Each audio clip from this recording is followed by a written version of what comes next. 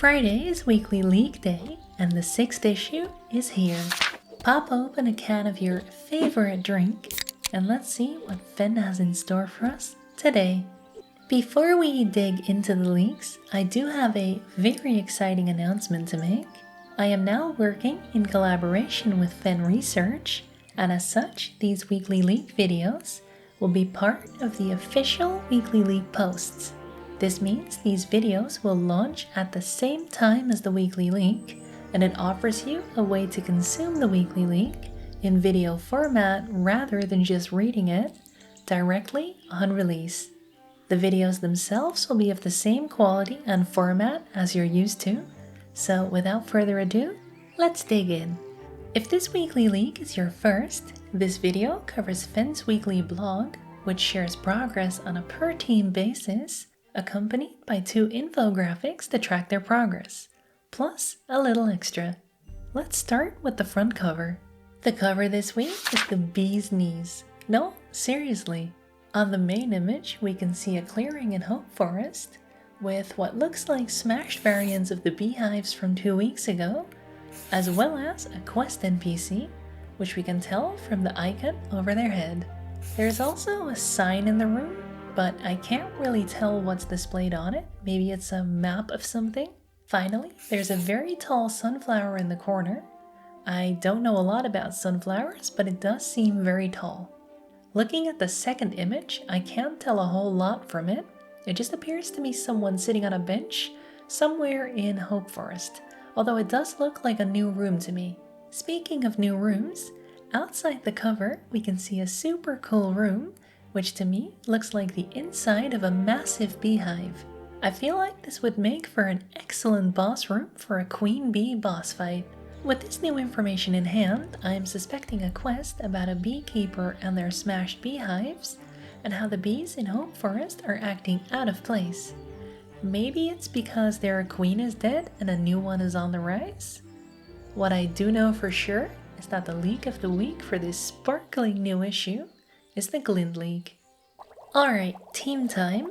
Starting with the technical team, which is Andrew, James, and Ian.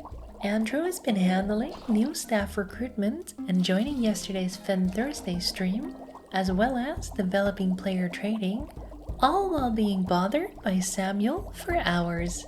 Chin up, Andrew, you got this.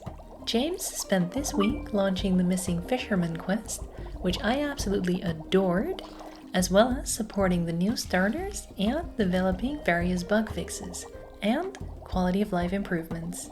Ian has been doing the final polishing and fixes ahead of the aforementioned quest launch, as well as doing a feedback playthrough for the 3-star Hope Forest quest, accompanied by some mapping and technical work. And he's been supporting the new starters as well. Technical team definitely has not been idle. Moving on to the ever-growing content team, which is Paul, Samuel, Daniel, Harrison, Steve at this point.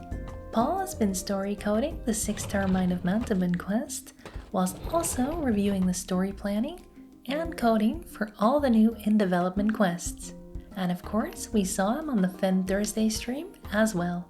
Samuel has been doing story coding for the 6-star Chronopolis quest, whilst also being our community manager, all the while he was naturally annoying Andrew for hours. Oh, and I suppose he also hosted the Finn Thursday stream, so big up Samuel, big up.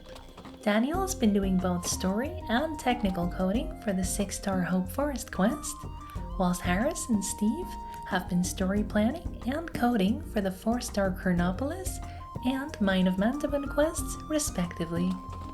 Let's take a peek at the graphics team. The whole team has been working on the 3-star Hope Forest quest, with Greg producing graphics, while Nick has been producing meshes and animations, and Lewis has been rigging those meshes and animating them as well. Finally, our favorite audio warrior Joe, who is a whole unit of a team himself, has been working on a new global music track, as well as polishing the sound effects for the Missing Fisherman quest. Okay, let's take a look at those infographics. As mentioned before, the 6-star Hopeport quest, Missing Fisherman, was released on Monday, so that's now done. Beyond that, the 3-star Hope Forest quest now also has story coding in progress and will likely be the next quest to be finished. For the 6-star Hope Forest quest, story coding has been completed and technical coding has begun.